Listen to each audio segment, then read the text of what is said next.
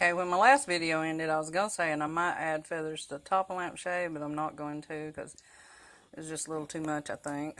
I've decided to try to wire in a LED bulb, and I'm going to have to see if it gets too hot, though. If it does, I might could put a hole in the lampshade or just wire in something different.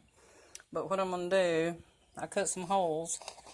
They're different sizes because this one has to kind of fit the post here. And the others don't have to. And this, it was very hard to cut it straight. But I used this wood burning tool to cut it. And I used this wrap from Dollar Tree to wrap this PVC. It's the hot water PVC, a small one. And what I'm going to do is have this, well, it'll be running through this piece. And that's where my wire will be. But when I put it together, let's see if I can do this without it tumbling. But it'll be like this, and then I'll have the shade with the feathers and all on it.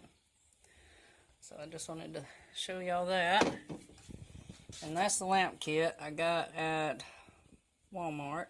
And I tried putting the holes in the plastic pieces with this, and it just made it crack really bad. So maybe my next video I'll have it all put together and we'll see what it looks like.